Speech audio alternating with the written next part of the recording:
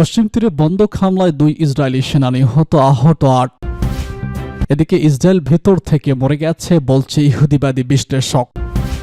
পারমাণবিক বোমা তৈরির শর্টকাট পথে হাঁটছে ইরান। আরও থাকছে চীনা প্রভাব ঠেকাতে খাল দখলে নেওয়ার হুমকি, ট্রাম্পের ব্যাপক বিক্ষোভ। সিরিয়ায় স্থায়ী সেনাঘাঁটি নির্মাণ করতে যাচ্ছে তুরস্ক বলছে রিপোর্ট। সর্বশেষ জানিয়ে দেব, আঞ্চলিক সীমান্তে কোনো ধরনের পরিবর্তন গ্রহণযোগ্য নয় ইরান। আমরা মার্কিন শুল্কের বিরুদ্ধে দৃঢ় অবস্থান নেব বলছে ইউরোপীয় ইউনিয়ন।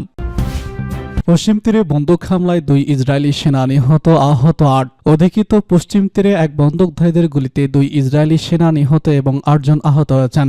মঙ্গলবার জর্ডান উপত্যকার তাসকিকের কাছে একটি চেকপয়েন্টে এই ঘটনা ঘটে, খবর রয়টার্সের। ইসরায়েলি সামরিক বাহিনী জানিয়েছে, একদিন চেকপয়েন্টে থাকা সেনাদের উপর একজন বন্দুকধারী হামলা চালায়। পরে বন্দুকযুদ্ধ শুরু হলে 2 জন সেনা নিহত এবং 8 জন আহত হন। এদের মধ্যে 2 জনের অবস্থা গুরুতর। এছাড়া বন্দুকধারীকে হত্যা করেছে ইসরায়েলি সেনারা। সামরিক বাহিনী জানিয়েছে, আহত সৈন্যদের মধ্যে 2 জনের অবস্থা গুরুতর, বাকি 6 জন হালকা আহত। এই ঘটনা এমন সময় ঘটল যখন জেজিন এবং কুতালাম শহরে বড় ধরনের অভিযান চালাচ্ছে ইসরায়েলি বাহিনী। ইসরায়েলি মিডিয়া জানিয়েছে, আক্রমণকারী একটি M16 স্বয়ংক্রিয় রাইফেল দিয়ে হামলা চালায়। সে একটি সংরক্ষিত বাংকার থেকে বেরিয়ে আসা একজন সৈন্যের উপর খুব কাছ থেকে গুলি চালায়।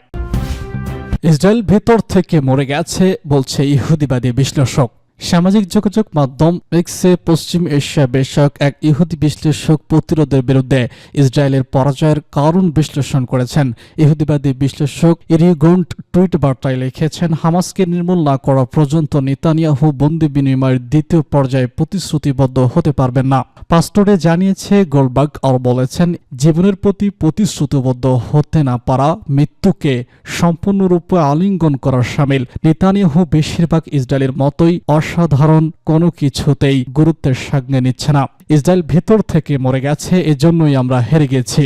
ইহুদিবাদী ইসরায়েল আমেরিকায় সহায়তায় গত 7 অক্টোবর 2023 সালে 9 জানুয়ারি 2025 সাল গাজা উপত্যকার বন্দীদের বিরুদ্ধে এক ধ্বংসাত্মক যুদ্ধ শুরু করে, যার ফলে গাজা উপত্যকায় ব্যাপকভাবে ধ্বংসযজ্ঞ হয় এবং সেখানে মারাত্মক দুর্ভিক্ষ দেখা দেয়। এত সব অপরাধ সত্ত্বেও ইহুদিবাদী ইসরায়েল স্বীকার করেছে যে গাজায় বাসিন্দাদের বিরুদ্ধে 470 দিন যুদ্ধ করার পর তারা এই যুদ্ধে তাদের লক্ষ্য অর্জনে ব্যর্থ হয়েছে। তাদের লক্ষ্য ছিল প্রতিরোধ আন্দোলন, হামাসকে ধ্বংস করা এবং গাজা উপত্যকা থেকে ইহুদিবাদী বন্দীকে ফিরিয়ে আনা। অবশেষে 19 জানুয়ারি 2025 সালে হামাস ও ইহুদিবাদী সরকারের মধ্যে একটি যুদ্ধবিরতি চুক্তি স্বাক্ষরিত হয় এবং তা কার্যকর হয়। পারমাণবিক বোমা তৈরির শর্টকাট পথে হাঁটছে ইরান।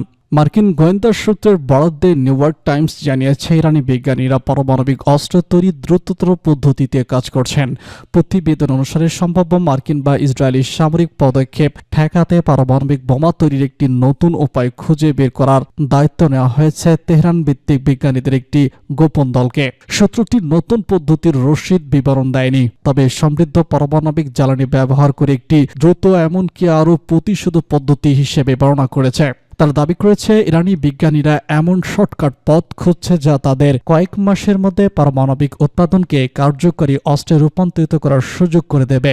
প্রতিবেদনে আরও বলা হয়েছে, ইরানের কাছে কমপক্ষে 4টি বোমা তৈরির জন্য পর্যাপ্ত পারমাণবিক জ্বালানি রয়েছে। মার্কিন কর্মকর্তারা নিউ ইয়র্ক টাইমসকে বলেছেন, ইরান পারমাণবিক অস্ত্র তৈরির ক্ষেত্রে প্রযুক্তিগতভাবে কিছুটা পিছিয়ে আছে, তবে সাম্প্রতিক আঞ্চলিক অবস্থার পরিবর্তন দেশটিকে দ্রুত এই পথে হাঁটতে বাধ্য করছে। বিশেষ করে সিরিয়ার প্রেসিডেন্ট বাশার আল আসাদের পতন এবং ইসরায়েলি সামরিক অভিযানের মধ্যে হিজবুল্লাহর দুর্বলতা তেহরানকে পারমাণবিক কার্যক্রম ত্বরান্বিত করতে বাধ্য করেছে। চীনা প্রস্তাব ঠেকাতে খাল দখলে নেওয়ার হুমকি, ট্রাম্পের ব্যাপক বিক্ষোভ। মার্কিন প্রেসিডেন্ট ডোনাল্ড ট্রাম্প জোর করে কৌশলগত পানামা খাল দখলের হুমকি দেওয়ার পর মার্কিন পররাষ্ট্র মার্কো রুবিও পানামা গেছেন। পানামা খাল আমেরিকাকে ফেরত দেওয়ার জন্য ট্রাম্পের দাবির প্রতি সমর্থন আদায়ের চেষ্টার অংশ হিসেবে রোববার পানামার প্রেসিডেন্ট হোনে রাউল মুনিরের সাথে দেখা করেছেন শীর্ষ মার্কিন কূটনীতিক। পানামার জনগণ এবং প্রেসিডেন্ট মুলিকো ট্রাম্পের দাবি প্রত্যাখ্যান করেছেন। তারা বলছেন, খালটির মালিকানা ইস্যুতে আমেরিকার সাথে কোনো আলোচনা হবে না।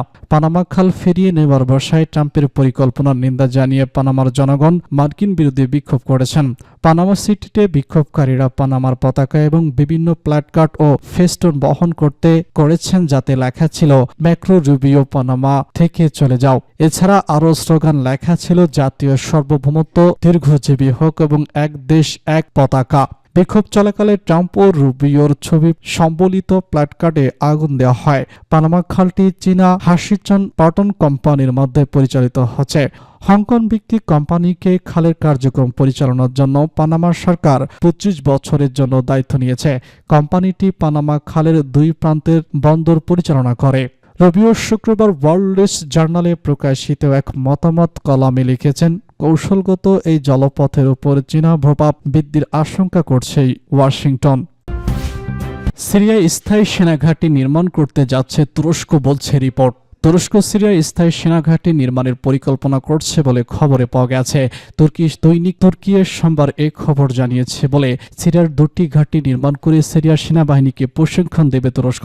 আঙ্কারা ও সিরিয়ার ক্ষমতাসীন বিদেশি মদতপুষ্ট সশস্ত্র গোষ্ঠী হায়াত তেহরির শাম বা SDF এর মধ্যে এর আগে স্বাক্ষরিত এক সামরিক চুক্তির ভিত্তিতে ঘাঁটিগুলো নির্মাণ করা হবে।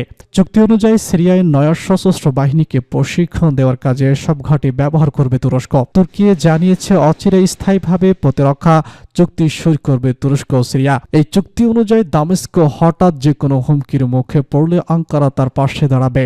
গত ডিসেম্বরে সিরিয়ার সেনা, নৌ ও বিমান বাহিনীর বিরুদ্ধে ইসরায়েলি বিমান হামলার মধ্যে রাজধানী দামেস্ক দখলে নেয় SDF। সাবেক প্রেসিডেন্ট বাশার আল আসাদ সরকারের বিরুদ্ধে চালানো এই অভিযানে তুরস্ক SDF-কে মারাত্মক সহযোগিতা করবে বলে ব্যাপকভাবে ধারণা করা হয়। দৈনিক তুর্কি জানিয়েছে SDF-কে ভেঙে পড়ার হাত থেকে রক্ষা করতে পরিকল্পিত তুর্কি ঘাঁটিগুলোতে 50টি F-16 যুদ্ধবিমান মোতায়েন করা হবে। পাইলটরা এসব ঘাঁটিতে তুর্কি পাইলটদের কাছ থেকে প্রশিক্ষণ নেবেন। কথিত চুক্তি অনুযায়ী সিরিয়া ইসরায়েল সীমান্তে তুরস্কের ড্রোন রাডার ব্যবস্থা এবং ইলেকট্রিক ওয়ারফেডার মোতায়েন করা হবে।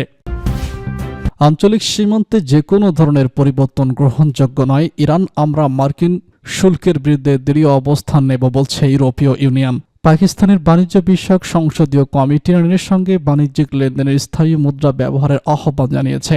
ইসলামী প্রজাতন্ত্র ইরানের প্রেসিডেন্ট এই অঞ্চলের দেশগুলোর আঞ্চলিক অখণ্ডতা রক্ষা করা, মার্কিন প্রেসিডেন্ট ডোনাল্ড ট্রাম্পের শুল্ক যুদ্ধের বিষয়ে জাতিসংঘের প্রতিক্রিয়া, অবরুদ্ধ গাজা উপত্যকায় সাহায্য পাঠানোর পথে ইসরায়েলের বাধাপূর্ব কঙ্গোতে যুদ্ধবিরতি ঘোষণা, পাকিস্তানের বাণিজ্য বিষয়ক সংসদীয় কমিটি ইরানের সঙ্গে বাণিজ্যিক লেনদেনের স্থায়ী মুদ্রা ব্যবহারের আহ্বান, চীন জাতিসংঘের নিরাপত্তা পরিষদের পর্যায়ক্রমিক সভাপতি হিসেবে নির্বাচিত হল ইরান এবং বিশ্বের কিছু খবর নিয়ে ফাস্ট টুডের আজকের নিবন্ধ প্রকাশ করা হয়েছে।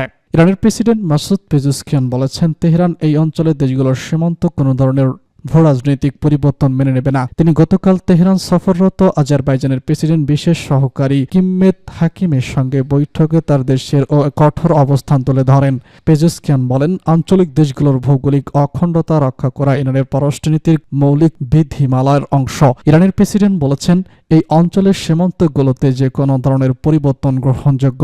বহিরশক্তির সুনির্দিষ্ট কিছু তৎপরার কারণে যে কোনো ধরনের সংঘাত প্রতিহত করতে আঞ্চলিক দেশগুলোর মধ্যে ঐক্য ও সংহতি জোরদার করা অনিবার্য হয়ে পড়েছে। চীন চলতি বছর ফেব্রুয়ারি মাসে জাতিসংঘের নিরাপত্তা পরিষদের পালাক্রমিক সভাপতি হিসেবে দায়িত্ব গ্রহণ করেছে। জাতিসংঘের নিরাপত্তা পরিষদের সভাপতিত্বের প্রতি মাসে প্রক্রিয়াক্রমে নিরাপত্তা পরিষদের 15টি সদস্য রাষ্ট্রের মধ্যে অভিভূত হয়।